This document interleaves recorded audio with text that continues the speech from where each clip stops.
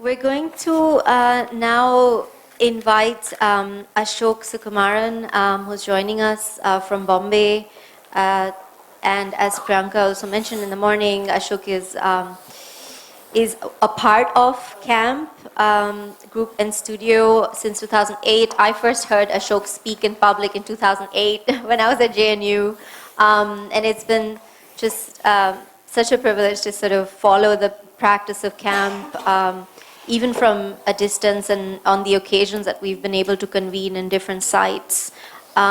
There's such a, once more, I think this connects really interestingly to Rangrupa, very differently so, which is what it has meant to stay committed to building artistic and media infrastructures. Welcome, Ashok. Thank you so much. And thank you for the non-formal introduction. There's also more space, a little bit space in the back if people want to move. Actually, Ashok will be seated here because he wants to control the computer. So those of you who can't see him, make yourself comfortable somewhere close to him.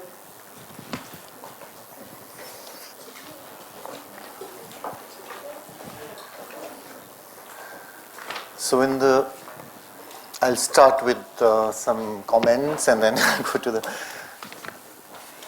I don't know if you noticed a lot of in the previous presentation, this click to add title. Yeah. So I thought that at least in part, my presentation gives you some title and then no images, at least for the first part. Because I also feel that, if you look around this room, there are, at least 2 static cameras, probably 7, 8 CCTV cameras, a stream going out to the world, images of videos of, for example, indigenous people in power. So images of videos of people, photographs of PowerPoints of videos of people on a stream. There are layers and layers of mediation. Some of these are actually in some sense hierarchical. And I want to talk about this aspect of it, right? And this kind of world that we live in, but somehow as we read from our iPhones about these images or videos of people on PowerPoints far away, like we seem to be able to talk about a kind of horizontal relation with them, but it's not really so simple, right? It's textured by all these things which also have economic and political and sensual meaning. So I'm misrepresenting one of the senses that's missing here by saying that here is a taste of. And the reason this came up was that this was actually an informal talk I gave to the experimenter team when they came to Bombay. And I was talking about some things in our world, in our studio, that were sort of not really maybe seen or shown or exhibited in any formal sense, but they formed the sort of back end or the invisible aspects of what we do. And I wanted to bring them back into some realm of sensibility, and it's structures that actually intersect, permeate everything else, including what I'm saying and doing now. There is an old statement in 2011 from a VC, and this was in the context of an introduction to experimenter to Bombay, to a kind of capitalist realism of the city, but also of the other kinds of things that are happening there, including people in our neighborhood and so on. And I was using a vertical model to describe some of these processes, right? So I'm continuing with that, and I'm not trying to say that we should now, everything should be vertical or should we go back to hierarchy, but I'm saying that there are hierarchies everywhere.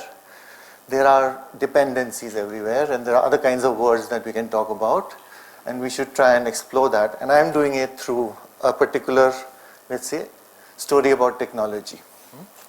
So software is eating the world, which was 2011 statement by a well-known VC company, which many people say turned out to be true. There are so many software companies extracting value from all kinds of interactions, including all our messaging, all our projecting, all our streaming, all the zooming, everything is being harvested, right? So how can we eat software, and what does it taste like, if there is such a thing? So how to sense that eating relation, which I sense as a kind of vertical relation, parasitic relation, differently, as a specific place of invention, as a non-monetary ecosystem, right? Because the whole, if you remember, the promise of the digital was that there were infinite copyability, there was like almost infinite transferability. All of this had costs, right? But that was the promise.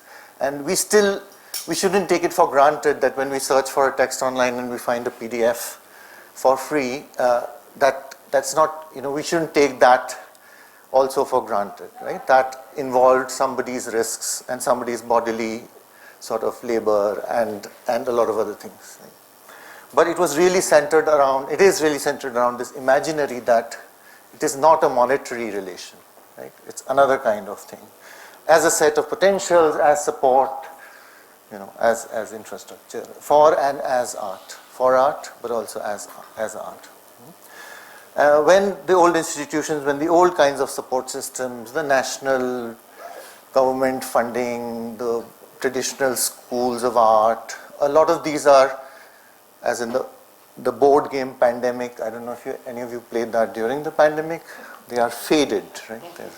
They're in trouble, right? And of course there are other kinds of trouble, as there's no shortage of bad news, right?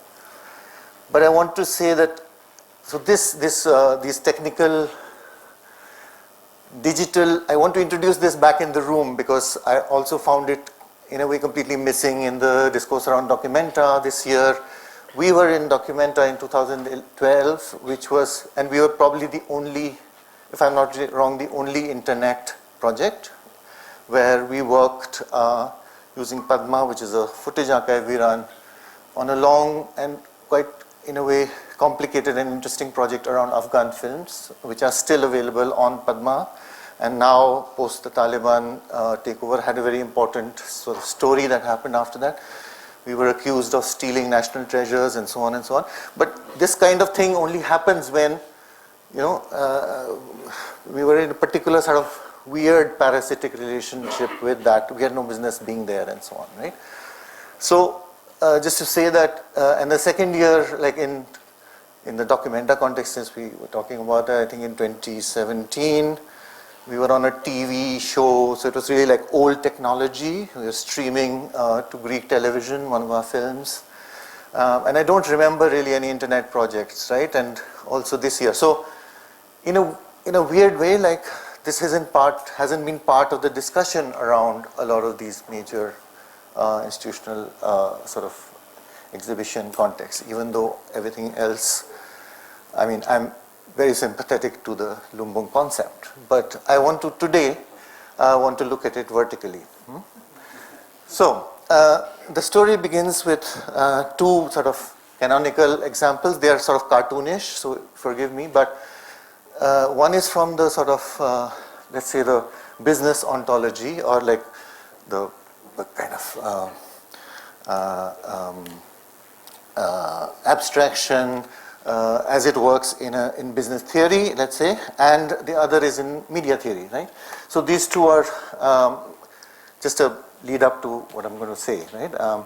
So let's look at the example of Reliance, like Dhirubhai Ambani, 1960. So Reliance is one of the most, let's say, successful, dominant, almost state-level, powerful, everywhere in every sort of vertical, as they call it, across Indian landscape, right, and elsewhere, probably now in other countries as well. So, what was when somebody like the founder of the large industrial conglomerate in, say, the mid-60s, looking at India from, say, Aden across the Indian Ocean, at a space that's already been like commercial capitalism, right? Jairus Banerjee wrote a book about how the so capitalism didn't happen in the 18th century in London or wherever. It was a much older sort of process of extraction of which he calls commercial capitalism as a non-industrial, right, trading.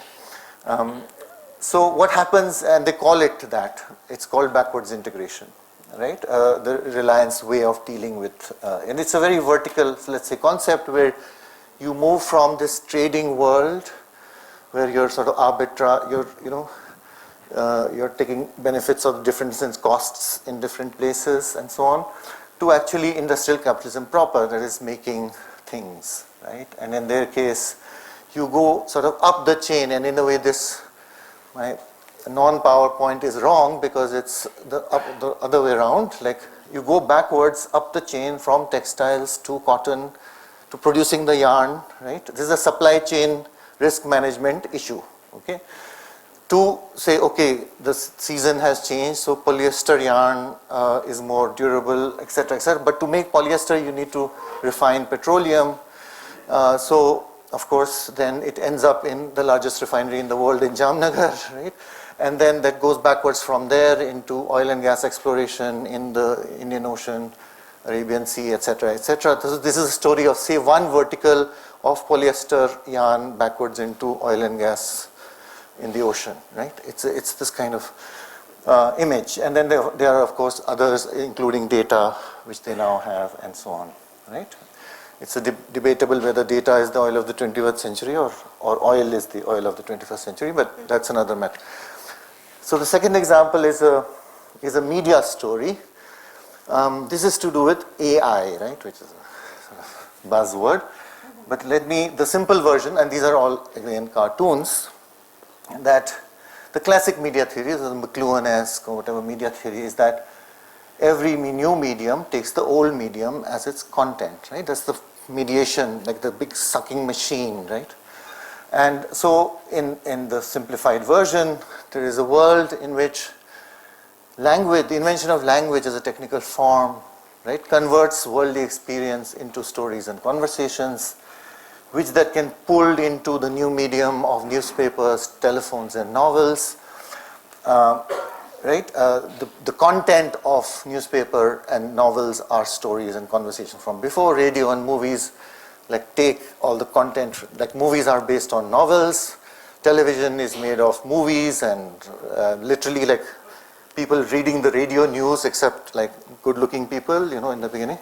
So, right? And then like Netflix is made of TV serials, basically, and so on and so on. And so each, and then social media sucks at all these sort of forms of human communication and puts it on the internet, where it is sucked at by something called AI. Now, I'm just saying that this is partly true. I mean, all these are not complete or definitive things, but they allow us a way to at least acknowledge the sheer sort of force of these forms of extractive industry, right, let's say. Right? And also some of their, let's say, powers on us, even though we may not acknowledge them, right? Now, I wanted to show a quick image of an AI example. No, sorry, just at the top of this.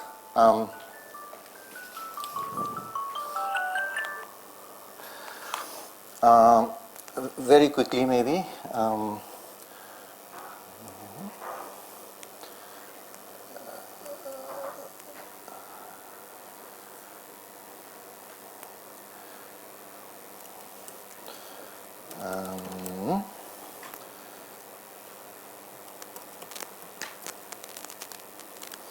Curators 1.png, let's try that. So this was my first result this morning of an AI rendering image of a curator's hub in Kolkata. First result. Yes. It was generated in like 10 seconds. I can't do this on this machine, but yeah. So this image, this photograph does not exist. Then I added the word contemporary, which produced this rather, dramatic thing. And then, sorry, not 32, obviously. I didn't have that many.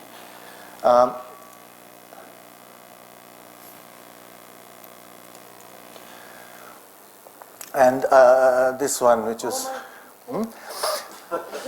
So, I mean, looking around the room, I think we are doing better than this already, right? For sure. So, the thing is that, so this reveals something about this pyramidical structure that I have been talking about, right? That it can only suck at the past, right, in a certain sense. Like, of course, there are ways to hedge on future things and so on. But this form of, this image is actually sucking at all the paintings, about all the movies, about all the conversations, about all the worldly things we felt. So so I just wanted to, throw this form of chains of relations, and to ask if what are the chains that we can shift, produce as artists within these obviously vertical, obviously hierarchical, obviously sucking, obviously parasitic things. Only men in your photo. I didn't make I know, photo. your AI photo. So I'm saying we are already doing better, right? And clearly, right? And so that brings me to some very quick. Tell me how much time I should have, like 10 minutes? Yeah. Okay. It's going to be, again, a bit difficult, but I'll pick and choose a few examples, right? So that it's not about technology, it's about this chain of relations, right? It's about who can push, pull, at what, with which, how many friends, under what circumstances, and so on, right? And how actually does this redistribution ideal or the ideal of horizontality and so on work, right? And some infrastructure, big and small, mostly small, to do with supply chains means this idea of how do we sustain something, right? The business model calls it the supply chain and the lowering of the risk of that. But how do you actually do that? What we call privilege escalation, which just means that even in this room, we are in the top 1% of this society. So let's not, work by assuming that our privilege is lower than it actually is, right? And there might be a way to use, it's a hacker terminology, but to escalate and then redistribute it from an escalated situation rather than a lowest common denominator type of thing. Our living traditions, or a joke about how we grew up and how we live and what things actually we want to work with. And finally, I think there was a, which hasn't shown up here, maybe if I refresh my, no house, like in Bombay, there is no given physical base for a lot of these activities. Camps, whole ethical principle was that it's temporary, the locations are not guaranteed by the the owning of property or land or of barn or any such physical structure, and therefore also the virtuality of many of these things. So let's see very quickly a list of things. I will share maybe 2 or 3. Yeah? So this, as Sanjay described, was our first multi-million-dollar startup, which was not designed to, but a very kind of. So the story is that UltraRed, a sound collective based out of South Africa, Robert Sember left us camp and the curator a pile of 20 pages of notes on the Edgware Road, which is a place that we were both invited to as artists, which set us off on. So it was a really beautiful way of, let's say, non-equal transaction, like he just left those notes and left, right? So it's not like we are all sitting together, there's cohabitation, but there was a very beautiful, radiant gesture by someone who leaves a set of very detailed notes about their exploration. And so, as part of a large, sort of larger project called the Center for Possible Studies in London, which is dealing with migrant, sex worker, all kinds of communities in and around the Edgware Road, which is already an Arab street, now Somali, all of this. We built something called Print, which is now on Print with Camp, but originally was on edgwareroad.org, which basically tried to say that these kinds of transactions that don't happen in real time, that are left behind, that are not possible to meet everyone at the same time, can be part of a different kind of structure, different kind of cloud, where things go up and then they land on the street again. So a very quick example would be like table mats, and this is already in 2017, right? 2007. So all this very old technology, right? Nothing. I'm not saying anything very. So that, I mean, this is just an example, but that some image of a cassette, of an Egyptian film that was being shown on the street in the 1980s, then lands into this piece of paper, like on the street. And that's just one example of many other this kind of ephemeral products that then were assembled on this sort of website, right? Very casually, and just this gesture of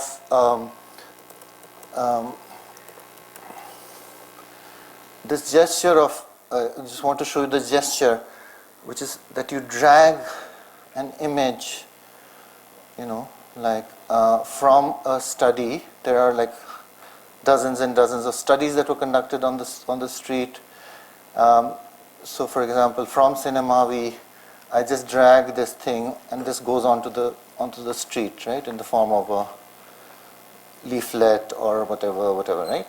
So this sort of dragging of an object from a virtual kind of database onto something that then very soon lands up onto the street was for one example of the kind of verticality or right, the relation with something else that I'm talking about, which is not present, which is not horizontally there at the same time, etc., which is now sort of banal, right? But I just want to remind everybody that there is this kind of non-synchronous possibility and let's say a certain hierarchy of that as well. Bombay Wiki with Camp is just a vast dump of everything we keep on Bombay, which we put on a wiki. I don't want to get into that right now. Ghar with Camp is a very specific way of deploying a much larger set of databases, or whatever you want to call them, collections that we maintain or have run since 2007, 2008. One is called Padma, which is a footage archive, now several thousand hours of heavily annotated footage material from all kinds of social movements, all kinds of contexts, mostly in Bombay city. And IndianCine.ma, which is a sort of let's say semi-pirate encyclopedia of Indian film, which in the sense that it's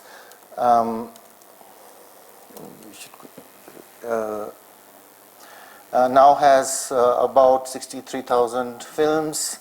25,000 of them are in a cupboard in our studio, which I showed with the experimenter team, which is where this sort of story began, right? 63,319 entries, 24,000 actual encyclopedia entries, which is the basis for this thing. This is entirely, it's used by a lot of film schools and enthusiasts and so on. But the example there was that in Ghar with Camp, there's a story about housing in the city of Mumbai from 1950 to 2020, and it's a sort of a movie, like 105-minute into 3 long kind of serial about the story of housing, and it pulls from both Padma and Indian cinema in very specific ways, and I'll just show you the homemade back end for it. So basically, it's a homemade sort of editing platform made mostly by Jan Gerber, where you see these links to Padma, right? And Indian cinema, these are films. So that's a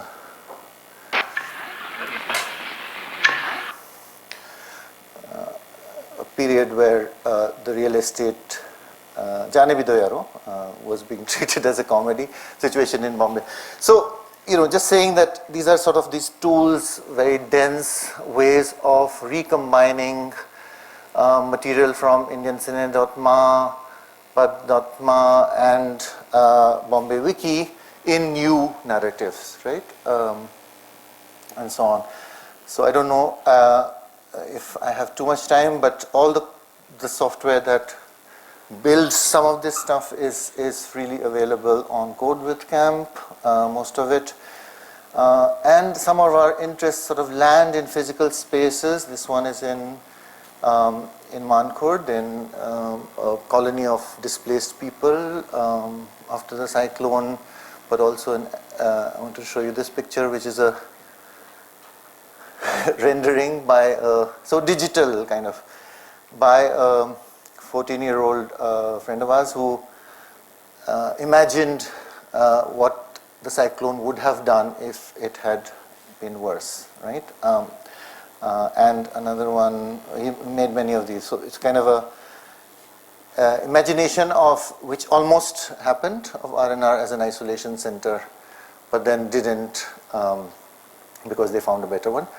But this imaginary of how a space could be is very highly rendered, let's say, in what in trade terms is called a digital copy of an actual infrastructure, right? So you can play with a digital copy and try to imagine its sort of futures and so on. So we run that space with others since 2014, and I'll just mention these two things. They are artist infrastructures. Phantasma was a streaming website which draws from the experience of Padma and Indian cinema, but also created the possibility of almost, I think this is 55, 58 texts about the films that were in this program, right? So you have this kind of strange idea of how you could have clips, and then how those clips could be written about in these kind of quite remarkable actually amount of sheer amount of writing about a video art program which I haven't really encountered before. And to end this section, maybe just to say these are last year's projects. NJPMA is again a semi-authorized collection of everything that Namjoon Paik, the video artist, did. We won a kind of award in his name, and we used the opportunity to propose an artist's vision of what it might be if a well-known artist's oeuvre was, and sort of the raw materials were entirely available, right? So all these things have this kind of, let's say, this infrastructural dimension, which is, let's say, I mean, in this case, which is digital, right? But there are sort of other ways of thinking about this, and our experience is that not 50 people, but 3 people can replace in terms of, let's say, resources, could replace the National Film Archive of India, right? Digital gave you a weird, scalar shift that we still have to negotiate with, have to not let the larger institutions or the larger, Googles, and they've tried, I mean, Google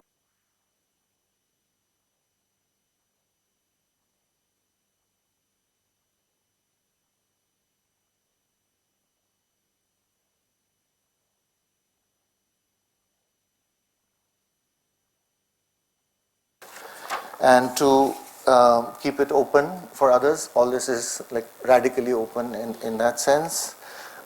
We can talk about how communities are formed, but it's to do with what used to be called, let's say, getting organized, and a dimension of how to live that's not so much visible on the surface, but if you're sensitive to it, this is everywhere, right? This opening of like these infrastructures that are continuously surround us.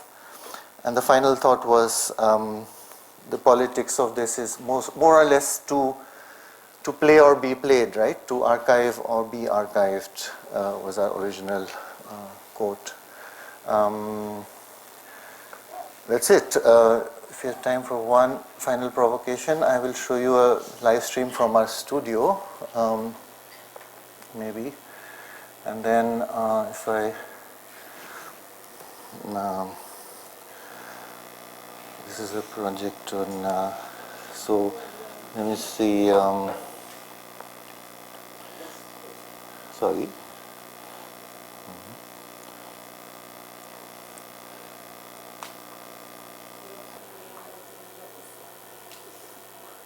That's our roof.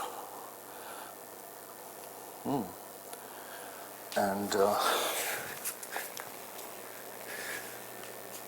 let me call, no, no. It's part of a sort of project opening in Berlin next week called Memorious. It's about an infinite memory device, which is traumatic and also challenging. But last thing is that let me show you something nicer, like Juhu Beach. You know, very nice, like. Huh? No, it's like. Kejo wide, Kejo तो नहीं दिखना है. Kejo. You're plugging into what? Bombay police cameras? No, so there are 4,000 such cameras, right? I mean, we have control of one. So that's Juhu Beach is completely empty. It's crazy. Okay, so Juhu Beach is a long way away from us, even there, right? But and the last example of a place might be, and this is sort of what the work is about, might be that now I have too many tabs, but might be that suppose you go to something like give me 1 second.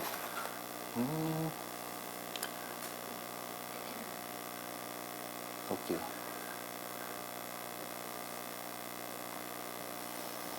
Okay, let's go to what could be like a police room. So right now you are controlling that camera that you have. This is live. So you can imagine a world where we see vertical police seeing 3,000 cameras, we are seeing 2,000 cameras.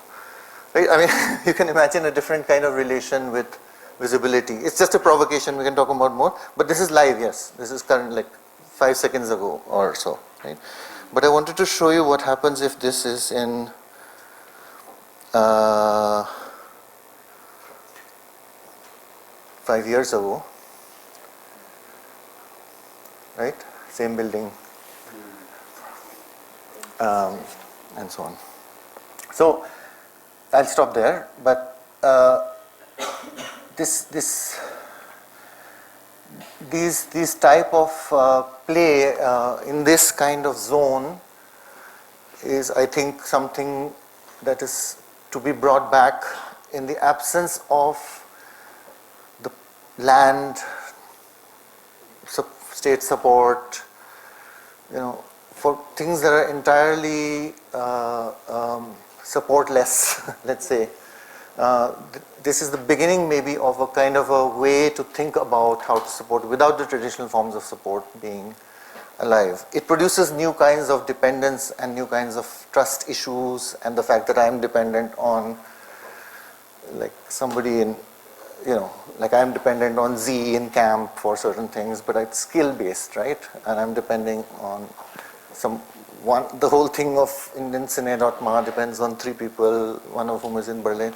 So it creates new kinds of, let's say, hierarchy. But those hierarchies are not necessarily the bad ones or the institutional ones or the patriarchal ones or any of those things. They are new kinds, and we have to be able to speak about those and work with them and so on and so on. So thank you very much. And questions? Move to the chair for questions. Yeah.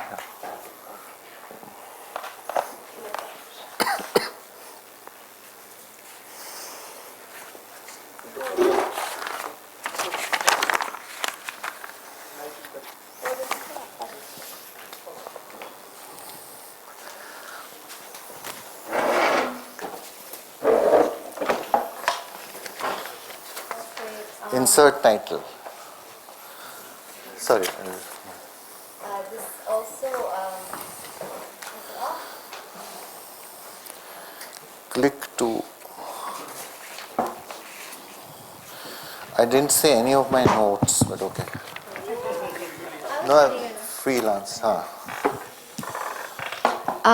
This was great, and some of the members in the audience probably also remember Shaina's presence with us here. So, yeah, there's so much accrual, and of course some resonances from what she shared, but also particularly kind of struck by the approach of your of your address to us today.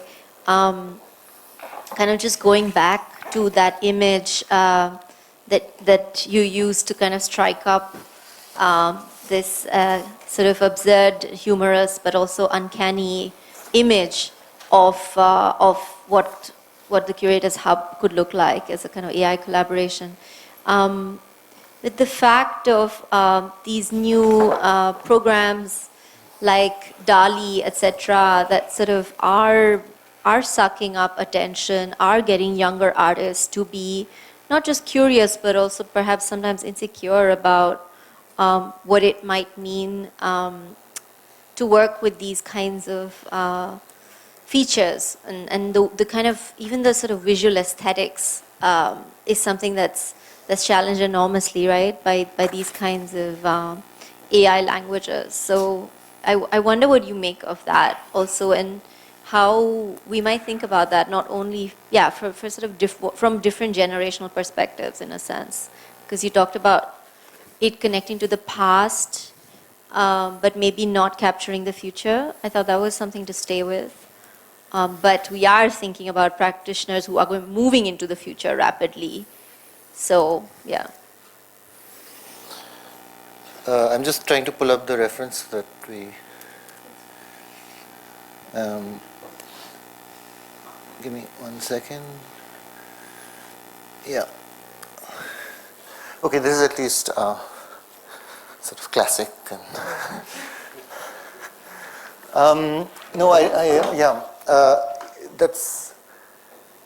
That was an illustration of the.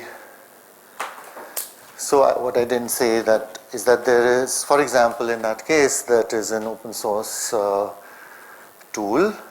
It's based on 5.75 billion images, captions, which are mostly drawn from social media, right? So that's the thing, that pyramid scheme is always there, even if you don't see it, right? So this image is drawing from, let's say, 5.75 billion images of all our interactions, and maybe Kolkata is poorly represented, but the image of the flooded experimenter in Bombay was quite fun as well, and so on. And you could easily generate 2,000 of these in the time that we've, been here together today. So it changes the relationship with image production, with design, with a lot of things in a pretty fundamental way. But of course, the critique is obvious that none of this generates, or right, this is not designed, like it's optimized for scale, right? It's not designed to produce community. It's like human communities around it as such. It sucks, like if you search for specific people, like I can show you some examples of my friend Sneha, for example, who's a well-known person, so her face shows up if you search for her name, right, in a particular context, and it's completely cringe in the way in which it does and so on. So I think that it produces a whole set of weird backward-looking pictures, right? That was my point about it.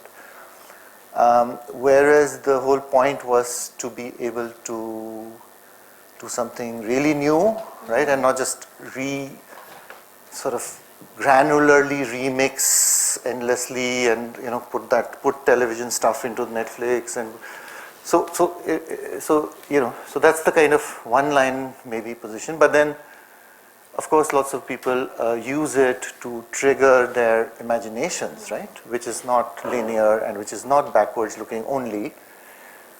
So it's complex and the field is rapidly expanding. So, and some AI won a painting contest and created, so there are all these kind of things that are happening as we speak.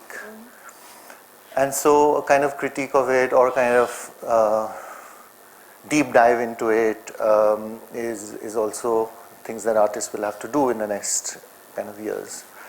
But I'm just saying that all these things are part of the intricate sort of effects that technology has and its weird scalar properties, right? So it's quite unfamiliar, like it's not so easily grasped, like intuitively necessarily, let's say.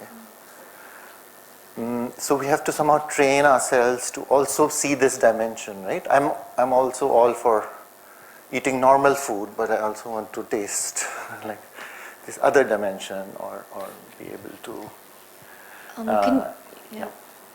Could you maybe talk a little bit more about this, the labor behind sort of making this knowledge available online? I sort of feel like while the immensity of Padma and Cine.ma, etc., like just the scale of it, the kind of people using it, as you mentioned, scholars, students, activists. But I think it would be really important to think through the labor and what that question of labor means now as well, after sort of the height of pandemic. What has it meant? Yeah. So yeah, there's a lot of different kinds of labor. So I think one of the ways in which we've approached it is that, for example, in the case of cinema archive, a lot of things you get for free. For free meaning that when you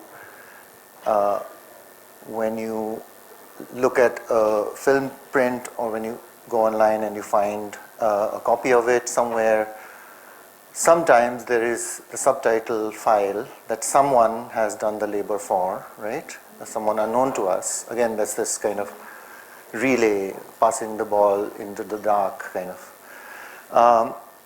Where that means you get the subtitle files for free, but that means that in a database format, for example, you can search for every word spoken in a decade of Bengali cinema or something like that, right? You can really refine so the labor part of it was done at some point by someone, and our debt to that labor is to not extract the value out of it, right? But to pass it on in hopefully a more organized form, right? Or in a more accessible form, let's say. So that's our labor. But the labor of the transcription of the, let's say, the subtitling of Bengali films, which is done extensively in Jadavpur, actually as a part of a project we co-funded, or elsewhere on the internet by somebody completely anonymous, that labor has happened in the past, right? So there is a chain of labor that we are part of, but our role in that is not to sort of extract the profit of it, but to really pass it on. To parasite and to be parasited in turn is the model. But of course, there's a lot of labor still in organizing, building, but it's done by relatively skilled people who use transcription tool. Now a lot of automated transcription and things like that, affect the way we work. But it's really been a longer trajectory. I mean, most of the people who've worked on Padma have been doing it for 13 years now. The 3 or 4 people who work on it, so they're still around, we're still around, So it's just waiting for the next sort of evolution. And there are other sister projects, as like Egyptian Revolution Video Archive and others, right, which are part of the Pandora family, like the software was used in other places, and so on. So it's a weird and persistent website, basically, that refuses to go away in a way, right? Just to shift to another topic. I wonder, and this could be just my sort of lack of knowledge, that I've been sort of reading from people like Ruha Benjamin and others who've been writing. Ruha Benjamin wrote this incredible book called Race Against Technology, and sort of just reflecting on the racist bias within bots, within AI, within hiring algorithms. Absolutely, yeah. And I would love to hear also if there's enough credible writing of such kind coming from the subcontinent, because obviously there's also been recent issues in Google and Apple, etc., that sort of highlight race and caste. Yeah. But yeah, I'd love to hear your position. What are you thinking and reading in that regard from here? I mean, with Padma, our position was that a lot of these, let's say the discussion around what can be made public is an important one, right? I mean, we've had all variants of that discussion in the last decade. But also we were standing a little bit on the side that we want to see the problem. Like if filmmaking was a brutal, exploitative exercise, and if raw footage showed us that, then we want to see it. Like the image, like we would like to see that the film is beautiful in the process as well as a product, right? And the Footage Archive made that proposal. That's what we should be able to see. Like, what does it mean if 40 people are wandering around with cranes and pushing their cameras into subjects and so on, which is a very common way of making cinema. So this whole sort of inside out cinema and that applies. I think I'm not in any sense an expert on every technology, which is so I don't want to say things that I know not enough about. But as you know, the bias has been present in all kinds of ways, right? On all kinds of image practices and photography as well as AI, right? So there is a lot of, in our own reckoning, there is a lot of, cases where we are able to see it because Padma exists, right? If that image is not produced or is never seen, the image of violence, then we can't talk about it. And that's been our sort of position, right? Now, when machines start doing the annotation or the collection or the editing, right, they are completely stupid in many ways, right? So they have no way of AI, as I was trying to, is quite a limited kind of intelligence and extremely powerful in some abstract ways. So, as you know, like there's a lot of people writing about race in AI ethics. There's people at IIT Bombay, for example, who are AI socialists, and there are all kinds of but I don't know more about that. It's more like it's a whole explosion of AI stuff, which also I'm backing away from a little bit. I just use that example to show you the top of the pyramid right now, right? But I don't subscribe to that as an artistic practice. necessarily. Sorry, And- two long answers maybe. No, it's fine. We're also going to take questions, so please, please join in. Oh, that's on there. Yeah.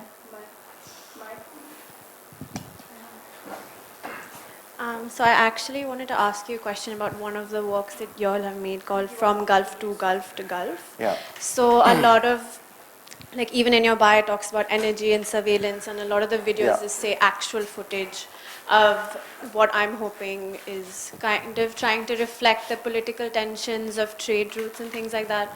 Yeah. Even with the videos that you have of the CCTV with, say, looking at like a panorama vision of Bombay, a lot of the work is kind of like a big brother gone good, because you're allowing, you know, the audience to access this kind of footage. So with the work that you'll make, when audiences view these things, do you just want to archive a moment in time that is like very similar to all your work, everything is kind of like in the space? Or do you hope that when viewers come in, it kind of like opens up this everyday on a ship experience for everybody? Like, I just want you to elaborate on that, because I don't know if everybody in the audience has seen that work, but it's like one of my favorite video works that I've looked at. Thank you.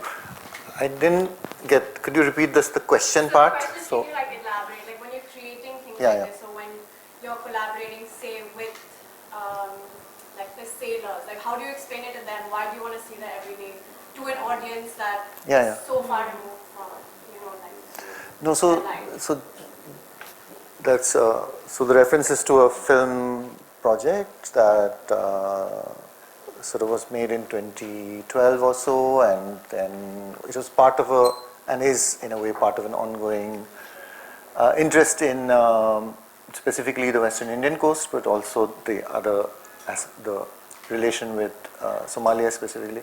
So the short answer is that in that film and in many other places, the traditional ethnographic subject, let's say, is sort of behind the camera, like, I mean, in the kind of straight version, like that the person, like even in the Jerusalem film, like the people who are normally on camera saying, this is us and this is our story, are sort of not there because they are behind it, right?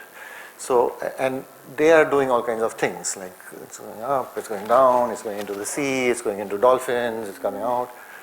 And that's a sort of photographic video, like existing practice that existed before us, and it will continue, and it continues without us. We entered it with our own sort of set of video practice, like specifically Shaina's, who's more like coming from film and the critique of ethnographic documentary, where she would always film with this, even like 20 years ago would be filming with the viewfinder, like, you know, flipped and all kinds of things. And in a way, a lot of the CCTV work is coming from her ethical or political conflicts around cinema, right, or film, like as a basic question. What is a camera? Why is it up there? Who can use it? You know, simple, like basic questions, which are also in a way legal questions, or like, I don't know if you're sliding into Karunanandi, but there's some, like, who is supposed to be able to control all these new technologies, right? And what does it mean? So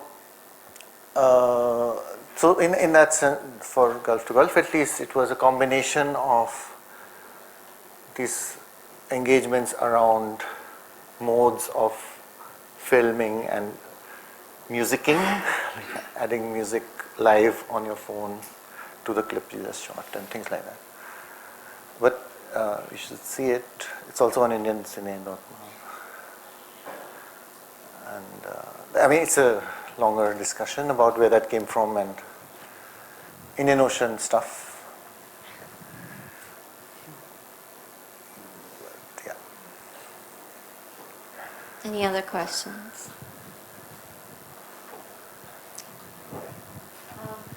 Someone needs to pass the mic at the back.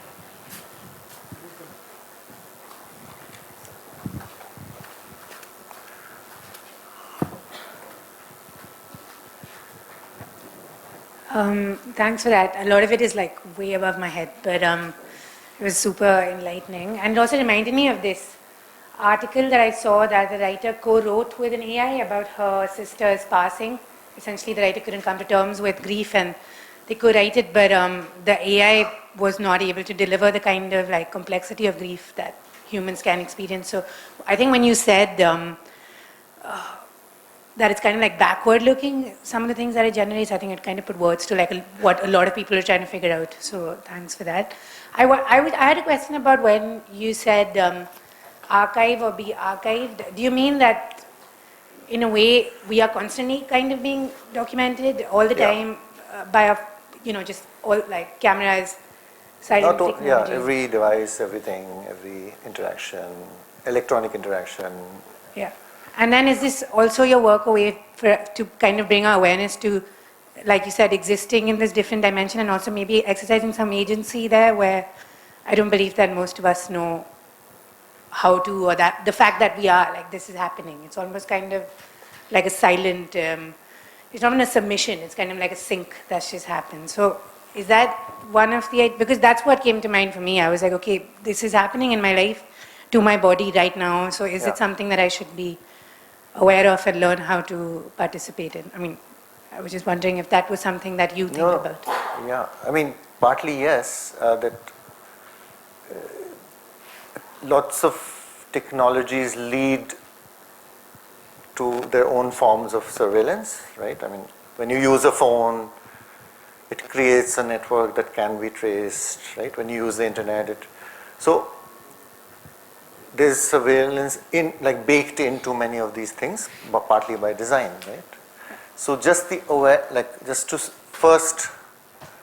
awareness of that, right? Because it's not something that's banal these days. I mean, we know from the first thing the state does is to take, is to sort of, as we know in every case that's happened recently, the first thing they do is take your phone away, they take your laptop away.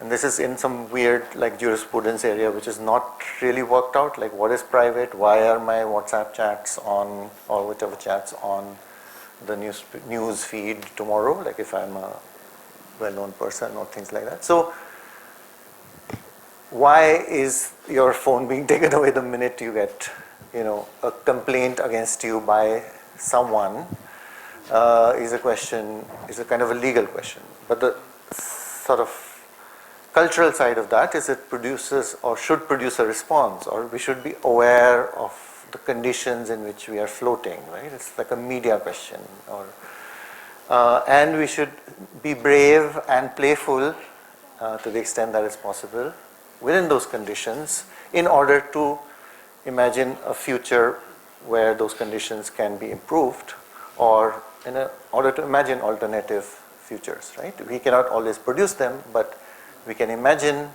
we can provoke, we can ask questions which are somehow futuristic looking, like the CCTV camera that zooms into Juhu Beach, but actually is not futuristic at all because it's happening multiplied by 5,000 in Bombay, not in New York or wherever, right? And it's happening in Calcutta, and it's happening in this room, and it's happening in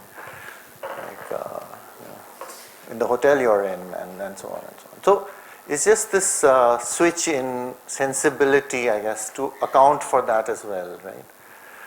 And how do you not fight it, but how do you be imaginative, and how do you live under such conditions and continue to exert some form of always collective power, invention, creativity, all those things that artists are supposed to do. Okay. We're out of time, but we're last question. Yeah, last to go. Thank you. It's more of a comment, I suppose, and yeah, the AI stuff kind of goes over my head as well. I'm not sure if anyone else is struggling with this, but I just think I don't want to promote it as a form of working. No, we have to work with it soon. Yeah, I mean, I just think that, when there's more equality in the world, there's more access to things, and just coming from an indigenous perspective, I mean, documentation through AI, through any form of technology is very powerful, especially if there's police violence. Yes. Especially if you need some kind of documentation in remote countries or, remote parts of the world. It's very, very important. And it's quick access to the internet where we can share this evidence. And so I think there's a lot of evidence-based stuff around it. There's also a lot of communities in Australia, in the Yolngu lands, in the top end, that use kind of technology as a way to map land. As a kind of a way to map land and to also create your own future. So I think that there are other kind of really positive elements to kind of just use this free technology or use this free access. I mean, free, depending on how you, calculate that. But I also think that there's a lot of power in that to people who can't generally have power in particular, well, most societies actually. Sure, yeah, absolutely. But as we, like in Egypt, for example, the Twitter revolutions and so on, we found some of the limits to that power. It's an ongoing, right? I mean, it's not also a static situation. Depending on what tools you're using, those tools can be spying on you and so on, right? So it's a continuous, let's say, struggle. I was presenting more like a capacity building or some sort of organ extending, just to be sensitive to this, the mediation problem, right? It's not only about tools, it's also about just the way that, when we present, to take your example, a video, it's also a representational question, like a video of an event, let's say, the event, and I don't mean this in any negative sense, just the presentations of videos taken by people of, say, indigenous communities, then turned into some sort of presentations, then that are shown somewhere else, and so there is already a chain of mediation. Who has the ability to speak for whom, and all those questions, right? So Padma's sort of question was based on this, the footage allows you to see that relation and to, if needed, acknowledge the power relation and work with that. So just to grow some new senses around it is for me, and then to have something above and below the social, which is the kind of social that people talk about and the gathering, but something above it that maybe can survive or provoke or hold, that's not only bodily. Sorry, yes. I think we're really out of time. Unfortunately, we have our guest speaker waiting to join us after the break. But would be great to Comment. I'll shut up. No response. No response. Okay, is it a comment? Make it a comment. Mike. Yeah. 1 second, please. Mike? Josh?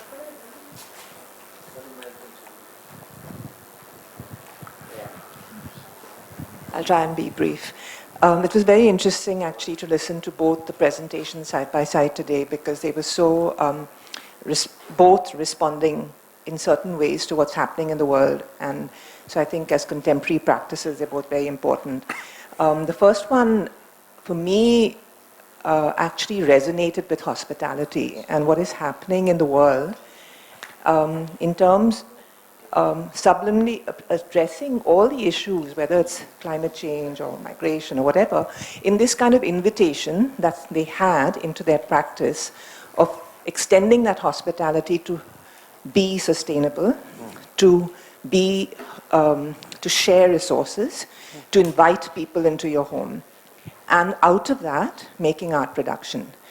Your response and Cam's response to what is happening and what you're drawing attention to is that while that is very obvious, we're all aware of what's happening, but there are also very dangerous forces happening. because they are below the surface, you're not responding. And I know your practice, so I know how you'll have retrieved image. But when I just want to quickly make a point about the image that you were talking about and what Natasha asked you about labor, is that there is a lot of labor in what is coming out as, say, you pull out this image as the first image that comes when you type in a word. There's labor going into coding algorithms that will pull out this image in that certain search word.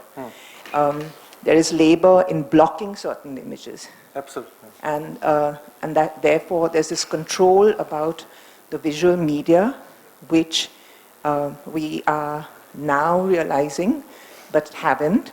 It's the way this visual media is being used and the power of art and the power of that visual media that's being used by, as we know, governments across the world. So I think the practice that, when you're talking about surveillance, we are not sure. It's very difficult, the area of how to use that in art. And while Rangrupa is coming, kind of opening up this shared kind of way of making art, you're starting actually from a shared thing which is already somebody's put out on the net. But then you're trying to make sense of that. And how, this thing. So they're both responses to very contemporary things happening in the world, and therefore it was actually wonderful to listen to both the practices side by side. More comments. I want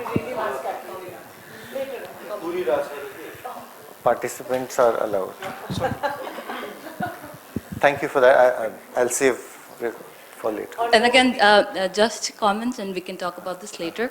I think it's important how, since you've mentioned it twice, that how indigenous communities themselves are using technology and using their own images and circulating them in internet and then connecting with each other, which is also like example of, like, I resonate with Baruch, like where communities and also protecting their identities where it's very risky.